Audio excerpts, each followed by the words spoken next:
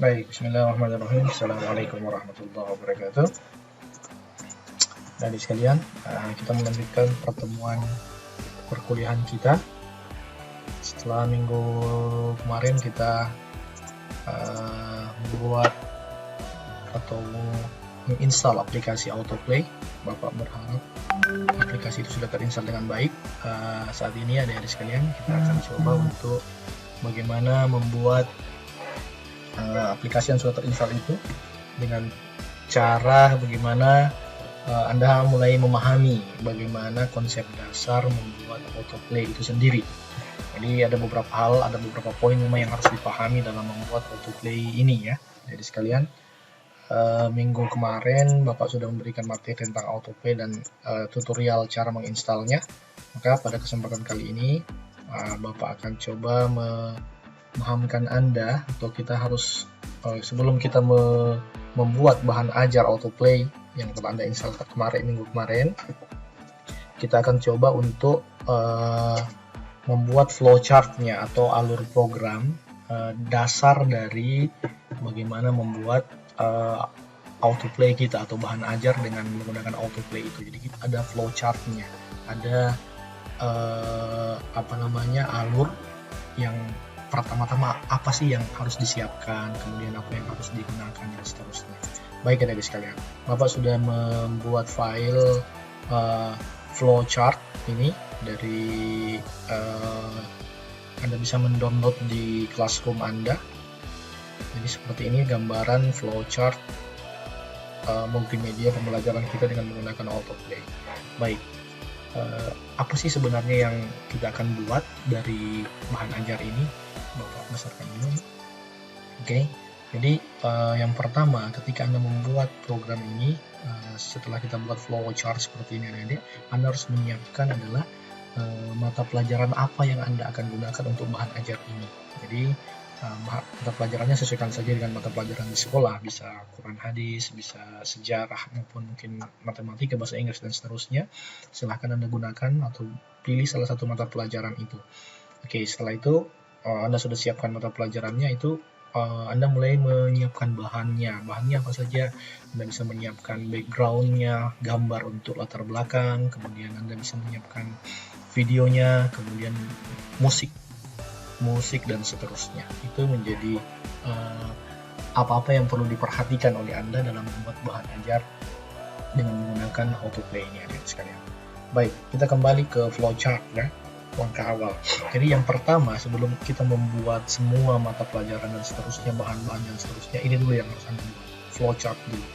Maka apa isi flowchart kita, apa isi program Anda, apa isi autoplay Anda itu bisa terlihat dari flowchart ini. Oke, flowchart yang Bapak tampilkan ini adalah flowchart yang Anda harus buat dalam membuat autoplay Anda. Maka yang pertama ada namanya cover ya. Kalau dalam PowerPoint dikatakan slide, kalau dalam autoplay ini disamakan page atau halaman ya. Maka halaman yang pertama yang harus kita buat dalam tampilan autoplay kita itu adalah cover dulu. Nah, cover itu isinya ya mungkin identitas Anda, nama mata pelajarannya, kemudian ada beberapa tombol yang dipakai untuk bisa mengakses atau bisa kita gunakan untuk bisa menuju kepada halaman berikutnya. Kemudian di situ ada backgroundnya dan seterusnya. Setelah dari cover, adik-adik sekalian, kita akan melompat ke welcome ya. Ke page selanjutnya adalah welcome. Jadi welcome ini adalah ucapan selamat datang yang Anda bisa sebagai pengantar dari pembelajaran Anda, pembelajaran Anda, pelajaran apa dan seterusnya. Kemudian Anda buatkan dalam bentuk ucapan selamat datang atau welcome. Dari situ kemudian kita melompat lagi ke welcome, dari welcome kita menuju ke menu utama. Nah, di menu utama inilah letak semua materi, semua penjelasan pembelajaran yang akan kita lakukan. Maka di menu utama ini seperti ini adik-adik sekalian. Di menu utama ada pendahuluan, ada page, pendahuluan, ada kompetensi, ada materi, ada pustaka atau referensi, dan ada pengalaman.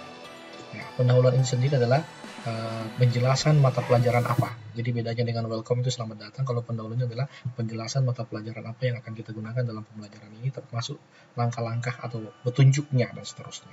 Kemudian kita masuk ke kompetensi. Kompetensi kita menggunakan mungkin kalau Anda menggunakan K13 maka Anda harus menggunakan KI, kemudian ada KD-nya dan ada indikator. Kompetensi inti, kompetensi dasar, dan indikator.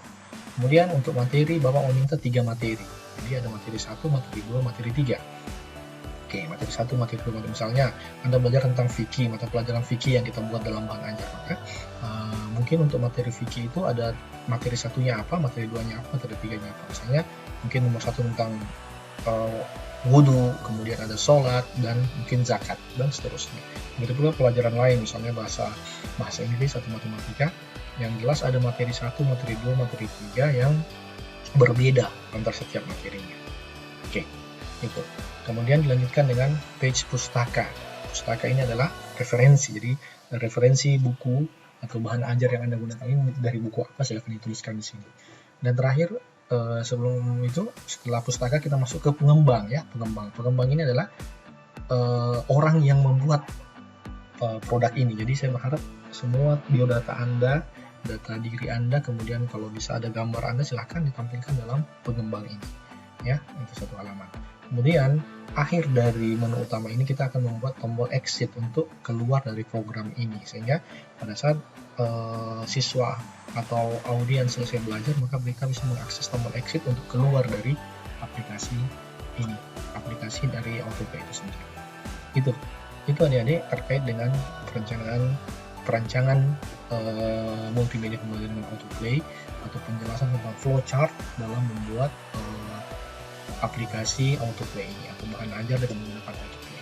Ini yang perlu dipahami. Jadi Anda bisa kembali melihat mulai dari cover, welcome, menu utama, dan seterusnya, untuk kemudian bisa merancang di dalam cover ini apa yang saya ingin masukkan, dalam welcome apa yang dimasukkan, dan seterusnya.